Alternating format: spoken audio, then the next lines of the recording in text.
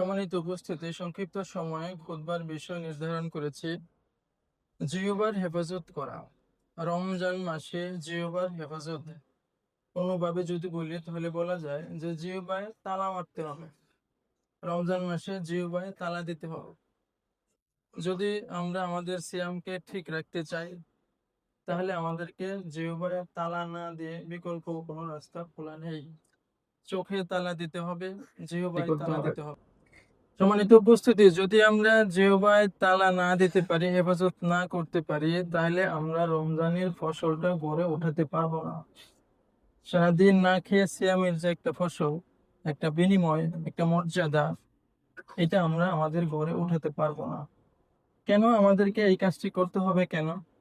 আপনি যদি দেখেন সহিহ বুখারী 1903 নম্বর হাদিস, আবু হুরায়রা রাদিয়াল্লাহু তাআলা আনহু থেকে বর্ণিত, তিনি বলেন, আল্লাহ রাসূল সাল্লাল্লাহু আলাইহি সাল্লাম বলেন, মান লাম ইয়াদা কাওলা যুরি ওয়াল আমালা বিহি, যে ব্যক্তি সিয়াম থাকা অবস্থায় অহেতুক কথা, মিথ্যা কথা এবং সেই রকম কাজকর্ম থেকে বিরত থাকতে পারলো না, ফালাইসা লিল্লাহি হাজাতুন ফি আন ইয়াদা তুআমাহু ওয়া শারাবাহু, তাহলে এই ব্যক্তির খাওয়া, এই ব্যক্তির পানাহার থেকে বিরত থাকা আল্লাহর কোনো প্রয়োজন নাই।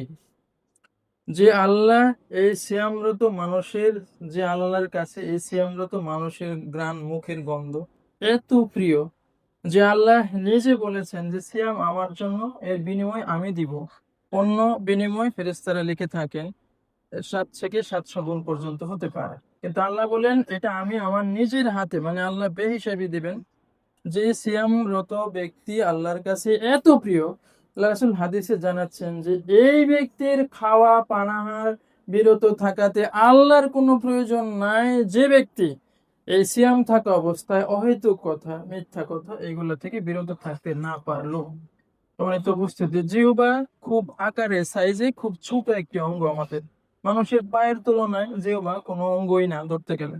মানুষের পা খুবই শক্তিশালী, আমরা অনেক দূর হাঁটতে পারি, কত কাজ করি, মানুষকে আগে লাথিও মারতে পারে।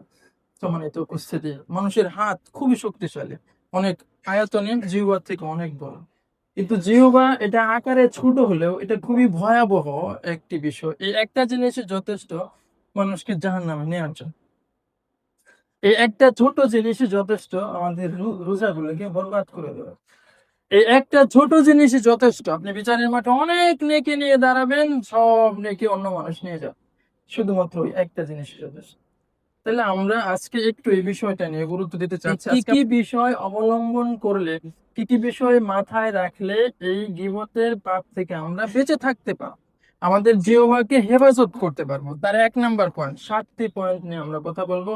1 নাম্বার পয়েন্ট হচ্ছে গীবতের সংজ্ঞাটা মাথায় রাখা, মানে গীবত কোন জিনিসটা গীবত হয়ে যায়, বা গীবত কাকে বলে, কি গীবত, এইটা আমাদের মাথায় সেট করে ফেলতে হবে, মুখস্থ মতো করে মাথায় এটাকে রাখতে হবে। যেমন এটা আমাদের সংজ্ঞা না, আল্লাহ রাসূল সাল্লাল্লাহু আলাইহি সাল্লাম একটা সংজ্ঞা দিয়েছেন। আমরা এই সংজ্ঞাটা পাই সহিহ বুখারী, সহিহ মুসলিম 2589 নম্বর হাদিস। আল্লাহ রাসূল সাল্লাল্লাহু আলাইহি সাল্লাম থেকে হাদিস বর্ণনা করেছেন আবু হুরায়রা রাদিয়াল্লাহু তাআলা আনহু। আল্লাহ রাসূলের দেয়া একটি সংজ্ঞা আমরা আপনাদের সামনে উপস্থাপন করতেছি।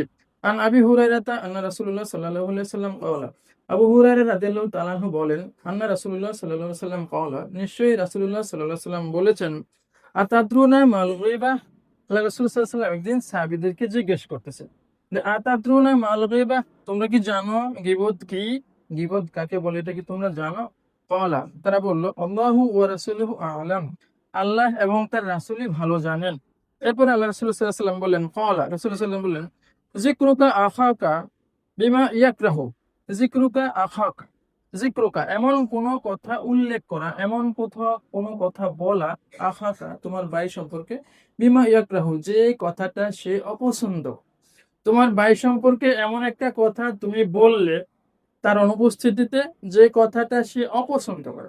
উপস্থিত সাহাবীগণ জিজ্ঞেস করল, ইয়া রাসূলুল্লাহ, যদি আমরা যে কথাটা বলবো এই কথাটা যদি তার মধ্যে থাকে, মানে সে যদি এই কাজটা করে, সত্যি সত্যি যদি এটা হয়, তাহলে কি সেটা গীবত? আল্লাহ রাসূল বললেন, তুমি যে কথাটা বললে এটা যদি তার মধ্যে থাকে তাহলেই তো তুমি সত্যি সত্যি গীবত করলে। আর যদি তার মধ্যে না থাকে তাহলে তো সেটা অপবাদ দিলে, অপবাদ দেওয়া হলো, আরো বড় মাপের পাপ। সম্মানিত উপস্থিতি, তাহলে আল্লাহ রাসূল সাল্লাল্লাহু আলাইহি ওয়াসাল্লাম যে সংজ্ঞা দিচ্ছেন গীবতের, মানুষকে তার উম্মতকে সতর্ক করে দিচ্ছেন যে কোনো মানুষ যদি এমন কোনো কথা বলে তার কোনো ভাই সম্পর্কে যেটা সে অপছন্দ করবে, তার কষ্ট হবে শুনলে বা তার খারাপ লাগবে, এই রকম কথাটাই গীবত, সত্য হোক আর যাই হোক। মিথ্যা হলে তো এটা অপবাদ, গীবত তো সত্য কথাই হয়। সম্মানিত উপস্থিত, ধরেন একটা উদাহরণ দিই। ধরেন একটা লোক অলস, সত্যি সত্যি অলস। এখন এক জায়গায় বসে গল্প হচ্ছে, একজন বলল অমুক লোকটা খুব অলস, এবং এই অলসতার গুণটা ওর মধ্যে সত্যি সত্যি আছে। উনি যদি সামনে এই কথাটা শুনে, তাহলে সে মনে একটু কষ্ট পায়। তো আল্লাহ রাসূল বলতেছেন এই কথাটাই গীবত হবে, সামান্য এই কথাটা, যে অমুক খুব অলস, শুধুমাত্র এই কথাটাও গীবতে পরিণত হয়ে যাবে, যেহেতু এই কথাটা শোনার পরে সে একটু কষ্ট পায়।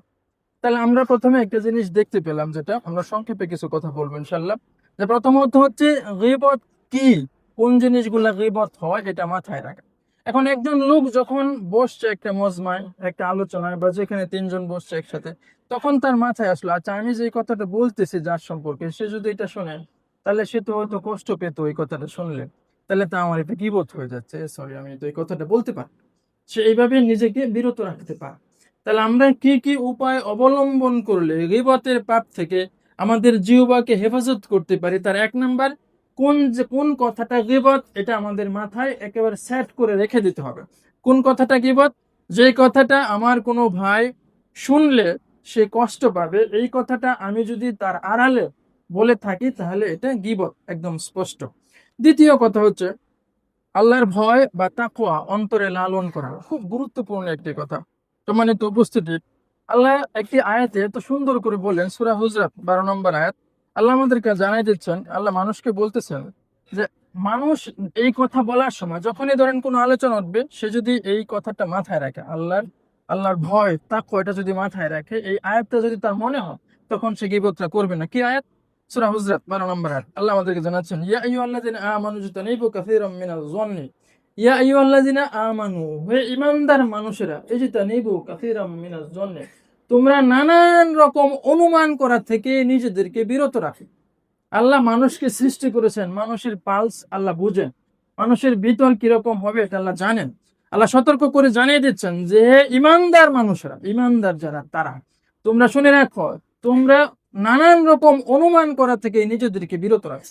আমরা নানান অনুমান করে থাকি, এইটা মনে হয় এইটা, সে মনে হয় এই, সে মনে হয় এই, নানান দুনিয়ার যত অনুমান। আল্লাহ বলতেছেন, আল্লাহ পবিত্র কোরআনে জানিয়ে দিচ্ছেন, তোমরা নানান রকমের অনুমান করা থেকে নিজেদেরকে বিরত রাখো। কেন? ইন্না বা'দা যন্নি ইসমুন, নিশ্চয় অনেক ধারণাই পাপ, সরাসরি বলা হচ্ছে। আল্লাহ বলে দিচ্ছেন অধিকাংশ ধারণাই, মানুষ যে অনুমান আমরা করি, অনুমান নির্ভর করে দুনিয়ার গল্প আমরা শেষ করে ফেলি। আল্লাহ বলে দিচ্ছেন যে অধিকাংশ অনুমানই পাপ, সরাসরি ইসমুন শব্দটাকে ব্যবহার করা হচ্ছে এখানে। অনুমানটাকে সরাসরি ইসমুন মানে পাপ বলা হচ্ছে, অধিকাংশ অনুমানই পাপ। সম্মানিত উপস্থিতি, এরপরে আল্লাহ আমাদেরকে জানাচ্ছেন ওয়ালা তাজাসসু, এবং তোমরা একজন আরেকজনের গোপন বিষয় অনুসন্ধান করো না। একজনের কি গোপন আছে ওটা থাক না, ওটার জন্য তো আল্লাহ রয়েছেন। আল্লাহ তো তাকে মাফও করে দিতে পারেন বিচারের মাঝে, অথবা আল্লাহ তাকে শাস্তিও দিতে পারেন, থাক। ওই গোপন বিষয়টা আবার এখানে আলোচনা করে পাপটার প্রসার করা, এটা একটা অন্যায়। পাপ কাজ করা এমনিতেই অন্যায়, এই পাপ কাজের আলোচনা প্রকাশ্যে করা জঘন্যতম আরো অন্যায়, এতে সাক্ষী হয়ে যায়। সম্মানিত উপস্থিতি, এজন্য আল্লাহ এখানে বলে দিচ্ছেন ওয়ালা তাজাসসু, তোমরা একজন আরেকজনের গোপন বিষয় অনুসন্ধান করতে যেও না। ও ব্যাংক লোন নিয়ে বাড়ি করেছে না কি করেছে করুক না, ও কি করেছে যা ইচ্ছা তা করেছে করুক, আপনি আমি ওর কথা এই গোপন বিষয়টা টেনে এনে আলাপ করে আমাদের লাভটা কি? সম্মানিত উপস্থিতি, আল্লাহ আমাদেরকে এটা নিষেধ করে দিয়েছেন। এরপরে এই আয়াতে আবার বলা হচ্ছে ওলা ইয়াফাস বাযুকুম বাযান, এবং তোমরা ওলা ইয়াগতাব বাযুকুম বাযান, তোমরা একজন আরেকজনের নিন্দা করো না। ওলা ইয়াগতাব বাযুকুম বাযান, একজন আরেকজনের মানে একজন আরেকজনের নিন্দা করো না, তাচ্ছিল্য করো না, হেয় করো না, অন্যভাবে কথা বলো না, অপমান করে কথা বলো না। আল্লাহ সরাসরি নিষেধ করে দিচ্ছেন। এই কথাগুলা বলার পরে এই আয়াতে যেটুকু আমার বলার ইচ্ছা, আল্লাহ মানুষকে প্রশ্ন করতেছেন, আইয়ুহিব্বু আহাদুকুম আন তাকুলা লাহমা আখিহি মাইতান, আইয়ুহিব্বু আহাদুকুম, তোমাদের কেউ কি এটা পছন্দ করে, আন তাকুলা সে খাবে, লাহমা আখিহি মাইতান তার মৃত ভাইয়ের মাংস সে খাবে, এটা কি তোমাদের কেউ পছন্দ করে? সম্মানিত উপস্থিতি, ধরেন কেউ যদি এখানে বসে একটা শূকরের মাংস খায়, ধরেন একটা শূকর পড়ে আছে, এই শূকরের মাংস সে নিচ্ছে, আমি আপনাকে এই কাজটা পছন্দ করব? পছন্দ করব? শূকরের মাংসটা তো হারাম, ইসলামে আমাদের জন্য হারাম। এটা যদি রান্না করেও কেউ খায়, তারপরেও এটা আমরা অন্যায় বলি এবং আমরা এটাকে ঘৃণা করি, প্রচন্ড ভাবে ঘৃণা করি। আল্লাহ একটা উপমা দিচ্ছে। আল্লাহ বলতেছেন যে তোমার কোন একটা ভাই মারা গিয়েছে, মৃত ভাই, জীবিত, হাদিসের কথা না, কোরআনের কথা। আল্লাহ উপমা দিচ্ছেন মানুষকে বোঝানোর জন্য যে তোমার একটা ভাই মারা গিয়েছে। একজন মানুষ মারা গেলে তার উপর আমাদের অনেক হক থাকে। গ্রিক গ্রিক ফিলোসফি, আপনি যদি গ্রিক লিটারেচার বা গ্রিকদের যদি হিস্ট্রি পড়েন, আপনি দেখবেন তারা অন্তত একটা বিষয় বিশ্বাস করতো যে একজন মৃত মানুষ যদি মারা যায়, তাহলে তাহলে তার একটা প্রপার বিউরিয়াল করা এটা জীবিতদের জন্য দায়িত্ব। মানে একজন মানুষ যদি মারা যায়, তাহলে তার প্রপার বিউরিয়াল। আপনি দেখেন বদরের যুদ্ধে যখন অনেকগুলো সাহাবী আমাদের কয়েকজন মারা গেল, বিশেষ করে উহুদের যুদ্ধে 70 জনের মতো শহীদ হলো, তো তখন দাফনের, তাদেরকে কাপড় দিবে, কাফনের কাপড়। তো মাথা ডাকতে গেলে পা ডাকে না, পা ডাকতে গেলে মাথা ডাকে না। চিন্তা করা যায়, এত ত্যাগের উপর ইসলাম প্রতিষ্ঠিত। ভাবতেই অবাক লাগে, আপনি যদি পড়েন এই হিস্ট্রি গুলা, কেমন যে কষ্ট লাগে। সম্মানিত উপস্থিতি, মাথা ডাকছে দেখে পা খালি হয়ে যাচ্ছে, এই পর্যন্ত পা ডাকতে যায় মাথা খালি হয়ে যাচ্ছে। আল্লাহ রাসূল বলেন ঠিক আছে, তাহলে মাথাটা ডাকো, নিচের অংশটা ঘাস টাস দিয়ে কিছু একটা দিয়ে ঢেকে দাও। সম্মানিত উপস্থিতি, এত ত্যাগ, এত রক্তের বিনিময় এই ইসলাম আমাদের সামনে আল্লাহ দিয়েছেন। সম্মানিত উপস্থিতি, তাহলে যে কথা বলতেছিলাম, যে বলা হচ্ছে যে একজন মানুষ যখন মারা যায়, জীবিতদের দায়িত্ব হচ্ছে তার একটা সুন্দর সৎকার করা, তার একটা সুন্দর দাফন কাফনের ব্যবস্থা করা। আল্লাহ এই তুলনাটা দিচ্ছেন যে তুমি যদি তোমার একজন ভাই মারা যায়, আমার ভাই এখানে মারা গেছে, তার কাছ থেকে কাঁচা মাংস আমি ছিঁড়ে ছিঁড়ে খাচ্ছি, আচ্ছা বলেন এই কাজটাকে কি পছন্দ করবে? আল্লাহ তুলনা দিচ্ছেন যে তুমি কি এই কাজটা পছন্দ করো? আমি যতটা কথা বলতেছি, অন্য ভাইয়ের অনুপস্থিতি, ততবার আমি আমার ভাইয়ের শরীর থেকে মাংস নিয়ে খাচ্ছি, ততবার আমার মরা ভাইয়ের মাংস আমি চিবিয়ে চিবিয়ে খাচ্ছি। তুমি কি এই বিষয়টা পছন্দ করো যে তুমি তোমার মরা ভাইয়ের মাংস নিজে নিজে চিবিয়ে খাবা? এটা কি তোমরা পছন্দ করো? আল্লাহ আগে এই কথাগুলো বলার পর এটা বলছেন। এরপরে আল্লাহ খুব সুন্দর করে বলছেন, বলছে ফাকারিহতুমুহু, নিশ্চয়ই তোমরা তো এই বিষয়টা অপছন্দ করো। মানুষ এই বিষয়টা অপছন্দ করে, নিজের ভাইয়ের মাংস কেউ খেতে চাইবে, কাঁচা মাংস চিবিয়ে চিবিয়ে। আল্লাহ বলতেছেন তোমরা তো এই বিষয়টাকে অপছন্দ করো। এরপরে আল্লাহ খুব দামি দুইটা শব্দ দিলেন। আল্লাহ বলেন ওয়াত্তাকুল্লাহ, তোমরা আল্লাহকে ভয় করো। ওই যে এক সালে চাষতলে বসা হয়েছে বা কোথায় বসা হয়েছে, কারো সম্পর্কে আলাপ উঠেছে, এখন এই আয়াতটা যদি মানুষ স্মরণ করে যে আল্লাহ তো বলেছেন যে একজন যাতে আরেকজনের পিছনে দোষ তালাশ না করে, আল্লাহ তো বলেছেন যে একজন যাতে আরেকজন বিষয়ে অনুমান না করে, অনুমান থেকে বিরত থাকতে তো আল্লাহ বলেছেন। এরপরে আল্লাহ তো উদাহরণ দিয়েছেন যে তুমি কোনো মানুষ কি তার মৃত ভাইয়ের মাংস খাওয়াটাকে পছন্দ করে? এরপরে আল্লাহ একটা শব্দ বলে দিয়েছেন, ওয়াত্তাকুল্লাহ, তোমরা আল্লাহকে ভয় করো। ওই সময় যদি এই আয়াতটা তার মনে হয়, তার যদি মনে হয় এই আয়াতটা, তখন সেই পাপটা থেকে বিরত থাকবে। এরপরে আল্লাহ খুব সুন্দর আরেকটা কথা বলেন, ইন্নাল্লাহ তাওয়াবুর রহিম। আমি চিন্তা করে দেখলাম যে আল্লাহ তো এখানে ইন্নাল্লাহ গফুরুর রহিম শব্দটা বলতে পারেন, এই আয়াতের শেষে ইন্নাল্লাহ গফুরুর রহিম, আল্লাহ ক্ষমাশীল দয়ালু, এই কথাটা বলতে পারতেন। না বলে আল্লাহ কি বলেন, ইন্নাল্লাহ তাওয়াবুর রহিম, আল্লাহ তওবা গ্রহণকারী, তওবা কবুলকারী এবং অতিশয় দয়ালু। আমরা যদি ভুল করে ফেলি, আমরা সাথে সাথে তওবা করব। আল্লাহ আমাদেরকে এই শিক্ষাটা দিয়ে দিচ্ছেন যে যদি হয়ে যায় এবার তুমি সাথে সাথে তওবা করে ফেলো। আল্লাহ তো দয়ালু, আল্লাহ তোমার তওবাকে কবুল করে নেবেন। সম্মানিত উপস্থিতি, তাহলে আমরা বলতেছিলাম যে কি কি বিষয় মাথায় থাকলে আমরা গীবত থেকে বেঁচে থাকতে পারবো, এই বিশেষ করে এই রমজান মাস। এক নম্বর আমরা বলছিলাম কোন জিনিসটা গীবত, এর সংজ্ঞাটা এটা মাথায় রাখা। দ্বিতীয় বলতেছিলাম আল্লাহর ভয়, তাকওয়া, এটা আমাদের মাথায় রাখা। তৃতীয় বলতেছিলাম, তৃতীয় যে কথাটা হবে যে কথা বলার আগে একটু নিজেকে চিন্তা করা, মানে কথা বলার আগে নিজেকে প্রশ্ন করা। যে কোনো কথা বলার আগে নিজেকে একটু প্রশ্ন করা। কি প্রশ্ন করা? যে আমি যে কথাটা বলবো এটার কি আদৌ প্রয়োজন আছে? আমার এই কথাটা কি কোনো কল্যাণ বয়ে আনবে? আমার এই কথাটা না বললে চলে কি? এই তিনটা প্রশ্ন আমরা করবো। সম্মানিত উপস্থিতি, আমরা ইন্টারমিডিয়েট একটা প্যাসেজ বাচ্চাদেরকে পড়াই, স্পেন্ডিং মানে খরচ করা সম্পর্কে। আজকাল তো বিজ্ঞাপনের যুগ, এমন ভাবে বিজ্ঞাপন দেওয়া হয়, একটা ঘরে আসে তারপরেও কিনতে চায় মানুষ। তো অপ্রয়োজনীয় খরচ থেকে বাঁচানোর জন্য আমরা একটা প্যাসেজ বাচ্চাদেরকে পড়াই ইন্টারমিডিয়েট ইংলিশে। ওখানে বলা হয় যে ডু আই নিড ইট নাও। কোনো একটা কিছু কিনতে গেলে আগে একটা প্রশ্ন করতে হবে যে ডু আই নিড ইট নাও, আমার কি এটা প্রয়োজন? আগে প্রশ্নটা করতে হবে যে আমার এটা কি প্রয়োজন। আপনার একটা ফ্ল্যাট আছে, আরেকটা ফ্ল্যাটের জন্য আরেকজন মানে প্রেসার দিচ্ছে, এই টাকা আছে একটা রেখে রাখবেন, তখন আপনি একটু প্রশ্ন করেন নিজেকে যে আমার কি এটা প্রয়োজন? যদি মনে করেন যে না প্রয়োজন না, অযথা চাপে কি দরকার, কোনো তো প্রয়োজন না, সম্মানিত উপস্থিতি। তাহলে এই প্রশ্নগুলা করা ঠিক একইভাবে আমরা অপ্রয়োজনীয় হয়তো ব্যয় ফেরানোর জন্য এই প্রশ্নটা করতে পারি যে আমার কি এটা এখন প্রয়োজন, এটা ছাড়া কি আমার চলে? যদি আমার এটা প্রয়োজন না হয়, যদি আমার এটা ছাড়া চলে, আমি এই কাজটা এখন করব না।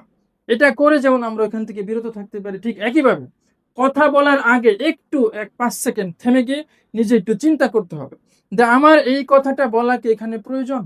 এটা কি আমার না বললে চলে কি? আমার এই কথাটা কি কোনো কল্যাণ বয়ে আনবে? ধরেন একটা উদাহরণ দিই, ধরেন একজন ছাত্র আরেকজন ছাত্রের পরীক্ষার খারাপ রেজাল্ট নিয়ে তাচ্ছিল্য করে। এই যে একটা ছাত্র পরীক্ষা দেয় না, কিছু কয় না, খেয়াল করো এই কথাটা যে বলবে সামান্য একটা বিষয়, এটা আরেকজন ছাত্র সে কি খারাপ ছাত্র, যে সে শুনলে কি তার ভালো লাগবে না মন খারাপ? মন খারাপ হবে। যদি তার মন খারাপ হয় তাহলে এটা গীবত হয়ে গেল। এখন এই ছেলেটা যদি 5 মিনিট একটু 5 সেকেন্ড কথা বলার আগে 5 সেকেন্ড থামতে হবে, একটু চিন্তা করবে যে আচ্ছা আমি যে এই কথাটা বলবো তার সম্পর্কে এটা বলার কি কোনো প্রয়োজন আছে? সে পরীক্ষায় পারে না, এটা তার ব্যাপার, থাক, এটা আমার বলা কি কোনো প্রয়োজন আছে? যদি সে এইভাবে একটু 5 সেকেন্ড ভাবে, তাহলে সেই কথাটা বলবে না। শুধু শুধু আমার এই কথা অপ্রয়োজনীয় একটা বিষয় বলার দরকারটা কি? আমি বললাম না একটু বিরত থাকো, সম্মানিত উপস্থিতি। তাহলে আমরা প্রথম বলেছিলাম যে গীবাত কি, কোন কথাগুলো গীবাত, এটা মাথায় রাখা। এমন কোন কথা যেটা আমার ভাই শুনলে মনে কষ্ট পাবে, ওটাই গীবাত, এটা মাথায় রাখা। দ্বিতীয়, তাকওয়া, আল্লাহর ভয়, কথা বলার আগে একটু মাথায় রাখা আমি যেটা করতেছি আমার আল্লাহ তো একজন রয়েছেন, এটা তো লিখিত হয়ে যাচ্ছে, আমার তো পাপ হয়ে যাচ্ছে, একটু আল্লাহর ভয়টা মাথায় রাখা। তৃতীয় হচ্ছে কথা বলার আগে একটু 5 সেকেন্ড থামা, নিজেকে একটু প্রশ্ন করা যে আমার এই কথাটা কি কোনো কল্যাণ রয়েছে কিনা, অথবা আমার এই কথাটা বলা কি আদৌ সত্যি সত্যি কোনো প্রয়োজন আছে কিনা, কি দরকার, এটা একটু ভাবা। চতুর্থ বিষয় হচ্ছে চুপ থাকার অভ্যাস গড়ে তোলা, খুবই দামি জিনিস। চুপ থাকার অভ্যাস গড়ে তোলা একজন মুমিনের খুবই দামি জিনিস। আপনি দেখেন সহিহ বুখারীতে হাদিসটি রয়েছে, 6018 নম্বর হাদিস। এই হাদিসটি মুসলিম শরীফে রয়েছে, সহিহ হাদিস। আল্লাহ রাসূল সাল্লাল্লাহু আলাইহি ওয়াসাল্লাম একদিন সাহাবাদেরকে উদ্দেশ্য করে বলতেছেন, শুনো, মান কানা ইউমিনু বিল্লাহি ওয়াল ইয়াউমিল আখির। আল্লাহ রাসূল বলছেন, মান কানা ইউমিনু বিল্লাহি ওয়াল ইয়াউমিল আখির, যে ব্যক্তি আল্লাহ এবং পরকালে বিশ্বাস রাখে।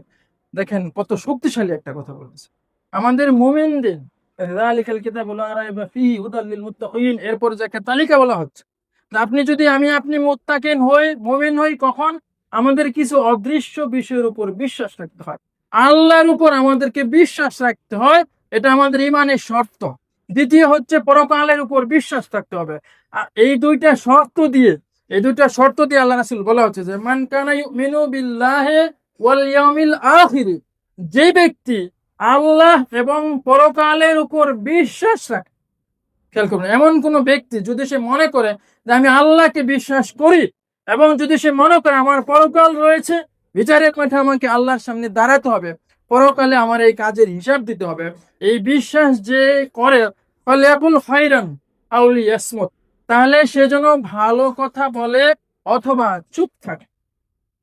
আল্লাহ রাসূল দুইটা পদ্ধতিতে, যদি কোনো ব্যক্তি বিশ্বাস করে আল্লাহতে এবং যদি কোনো ব্যক্তি বিশ্বাস করে পরকালে, তাহলে সে যেন ভালো কথা বলে অথবা চুপ থাকে। ভালো কথা নাই, চুপ থাকে, মুখ কথা তালা মারিয়ে দেয়। সম্মানিত উপস্থিতি, যে কথা বলতেছিলাম, ইমানদারদের ধরেন যারা ফজরের নামাজ জমাতে পড়ে, যারা প্রথম কাতারের মুসল্লি, এরা কি, আপনি দেখেন যদি এখানে একটা যাত্রা হয়, এই সমস্ত মানুষ কি যাত্রা দেখতে যাবে? বলেন তো যাবে? যাবে না। কেন? তারা প্রথম কাতারের মুসল্লি, যে কারণে হোক তারা যাবেন। এখন শয়তান কি বসে থাকবে এই লোকগুলোর জন্য? এদেরকে নেওয়ার একটা রাস্তা শয়তান খুঁজবে না? খুঁজবে। এখন শয়তান কি করবে? জোহরের নামাজ শেষ, এখন জোহরের নামাজের পরে এদেরকে বলবে এই আসো 5 জন মিলে বসছে, কারণ তারা তো মুসল্লি, মসজিদে বসলে তো সমস্যা নেই, মসজিদে বসবে। বসেই শয়তান শুরু করে দেবে, এই শুনছো কি আজকে তমুকের এইটা হয়েছে, এই শুরু হয়েছে। শয়তান কিন্তু বসে নাই, সম্মানিত উপস্থিতি, শয়তান তো আপনাকে যাত্রাতে নিতে পারবে না। আপনি অন্তত চক্ষু লজ্জার ভয়ে চাষটলে টিভির সামনে গিয়ে বসবেন না, যেন আপনি তো 5 ওয়াক্ত নামাজ পড়েন, টুপি পাঞ্জাবি পরা অবস্থায়, একটা শরম আছে না, লোক লজ্জা আছে না, আপনি হয়তো চাষটলে টিভির সামনে যাবেন না। কিন্তু শয়তান তো আপনাকে নেওয়ার জন্য বসে আছে। কিভাবে? এই যে এইভাবে বসে শুরু করে দিবে, 5-6 মিনিট কথা বলার পরে বলবো ও আচ্ছা যা, যা বলছি বলছি, আর দাও, আর এগুলো বলতে হবে না। তো যা ঘটনা ঘটার তো ঘটে গেল। সম্মানিত উপস্থিতি, তাই আল্লাহ রাসূল বলে দিচ্ছেন যে যদি সে এটাতে বিশ্বাস করে পরকাল, তাহলে সে যে তো ভালো কথা বলে অথবা চুপ থাকে। চুপ থাকা যে কি বড় গুণ মানুষের, এটা ছোট থেকে এই পরিবার থেকে অভ্যাস করতে হয়, চুপ থাকার অভ্যাস। সম্মানিত উপস্থিতি, অনেক পরিবারে দেখবেন বাবা মা একসাথে সবাই আমরা খাইতে বসে, খাইতে বসে বাবা বলছে এ শুনছ কি, অমুকে বলে স্কুল করবো, ও বেটা আসছি দা, তারপরে স্কুল করবো। তো তার ছেলে বললো হ্যাঁ আসলে তো বেটার চাক্কাটা, বসছে খাইতে, কিন্তু হচ্ছে আলাপ আলোচনা হচ্ছে। সম্মানিত উপস্থিতি, খেয়াল করেন তখন ওই যে চুপ থাকার অভ্যাস। ধরেন কোন আত্মীয় সম্পর্কে ওয়ারিশ নিয়ে নানান অভিযোগ থাকে, আত্মীয়দেরকে নিয়ে কথা হচ্ছে, আপনার আব্বা একটা কথা তুলছে, আপনি একটু চুপ থাকার অভ্যাস করেন। আপনি একটু যখন তখন চুপ থাকেন যে না, এই যে বলা শুরু হচ্ছে এটা তো বেবাক হয়ে যাচ্ছে, আমি একটু চুপ থাকি। সম্মানিত উপস্থিতি, খুব বড় কিছু বলতে হয় না, সামান্য কথা যেটা একজন মানুষ শুনলে কষ্ট পাবে, এই কথাটাই ভেবা। সম্মানিত উপস্থিতি, চুপ থাকার অভ্যাস বিরাট বড় মাপের একটা গুণ। সময় সুযোগ পেলে একটু পরে আরো চুপ থাকার 6-7টা পয়েন্ট আছে, ওগুলো আমরা একটু বলার চেষ্টা করবো। তাহলে আমরা বলতেছিলাম যে এটা একটা বিষয় যে মানুষ যাতে নিজে একটু চুপ থাকতে চায়, চুপ থাকার জন্য সেই কাজগুলো করবে। তৃতীয়ত আমরা যে কথা একটু বলবো সেটা হচ্ছে নিজের দোষ। তাহলে আমরা প্রথমে কি বলছিলাম যে গীবত কোন কথাগুলো, এটা মাথায় রাখা। দ্বিতীয় হচ্ছে তাকওয়া, মানে আল্লাহর ভয়, কথা বলার আগে একটু মাথায় রাখা। তৃতীয় হচ্ছে একটু আমরা চুপ থাকার চেষ্টা করব, এটা আমরা প্র্যাকটিসে আনবো। তারপরে আমরা আরেকটা যে কথাটা বলছিলাম যে কথা বলার আগে একটু থামা, একটু ভাবা যে এই কথাটা আমার কতটুকু প্রয়োজন। এরপরে হচ্ছে নিজের দোষ নিয়ে চিন্তা করা, নিজের দোষ নিয়ে চিন্তা করা। আপনি যখন কথা বলেন, ধরেন একজন লোক সলাতে গাফেল, তো সে যদি তার এই সলাতে গাফেল হওয়ার বিষয়টা মাথায় রাখে, চিন্তা রাখে, নিজের দোষ নিয়ে চিন্তা থাকলে অন্যের দোষ বলতে খুব একটা সাহস হয় না। নিজের ত্রুটি, নিজের দোষ, এইটার কথা মাথায় ঘন ঘন মনে রাখলে আরেকজনের ভুল নিয়ে মাতামাতি করা খুব একটা ইচ্ছা হবে না। এটা খুব গুরুত্বপূর্ণ একটি বিষয়। সম্মানিত উপস্থিতি, তাহলে আমরা একটু নিজের দোষ, এটা আমরা একটু মাথায় রেখে নিজে নিজে একটু আত্মসমালোচনা করার চেষ্টা করব। তৃতীয় বিষয় হচ্ছে যাদের সাথে মিশি তা বাছাই করা, খুব গুরুত্বপূর্ণ বিষয়। যাদের সাথে মিশি, সারাদিন যাদের সাথে মিশি, এই বিষয়টা একটু বাছাই করা। খারাপ মানুষের সঙ্গীটা গীবতের একটা বড় উৎস। সম্মানিত উপস্থিতি, খারাপ মানুষের সঙ্গ দেওয়াটা বা সঙ্গী হওয়াটা গীবতের একটা বড় উৎস, বিরাট বড় মাপের উৎস।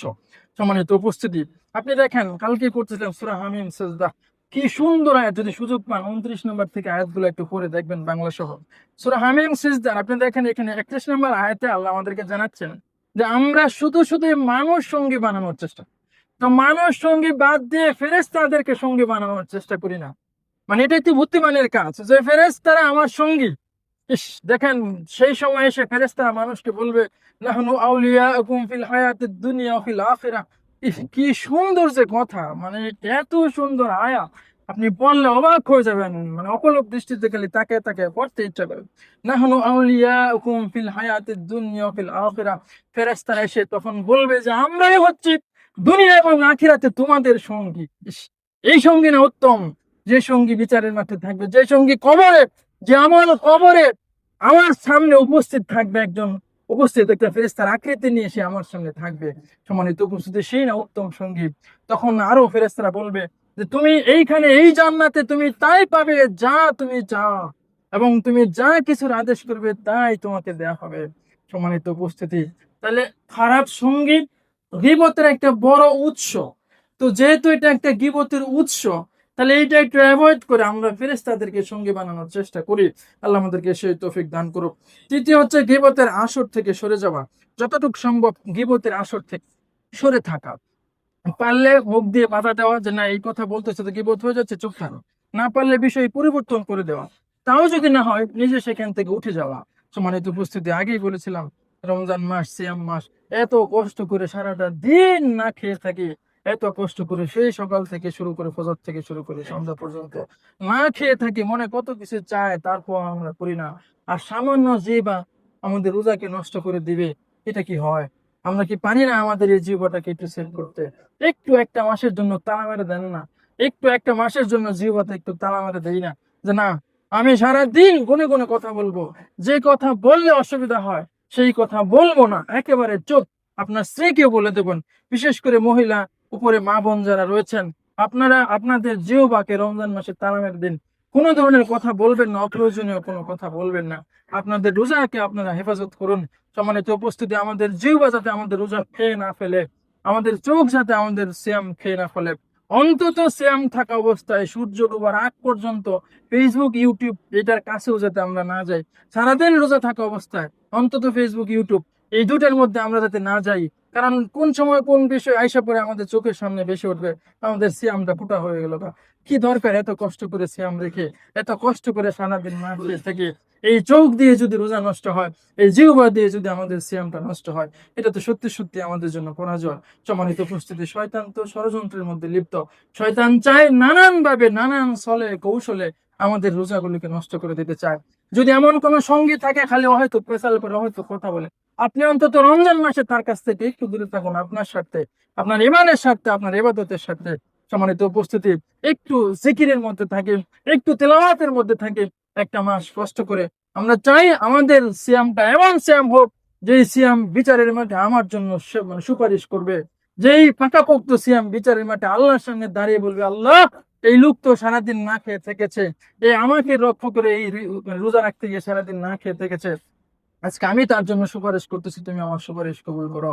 এই কোরআন তেলাওয়াত রাত্রে যে আমরা তেলাওয়াত করেছি, সুপারিশ করবে আল্লাহর কাছে, আমাদের সিয়ামটা সেই রকম সুন্দর হোক। আল্লাহ আমাদেরকে এই তৌফিক দান করুন। আমরা আমাদের গীবতের পাপ থেকে, অহেতুক কথা বলার পাপ থেকে এই অন্তত এক মাস আমরা যাতে বেঁচে থাকতে পারি, আল্লাহ আমাদেরকে এই তৌফিক দান করুন। আমাদের সিয়ামকে গীবত মুক্ত থাকার তৌফিক আল্লাহ দান করুন। আমাদের জিহ্বা এক মাসের জন্য তালা যাতে আমরা মেরে দিতে পারি, এই তৌফিক আল্লাহ আমাদেরকে দান করুন। আল্লাহুম্মা আমিন।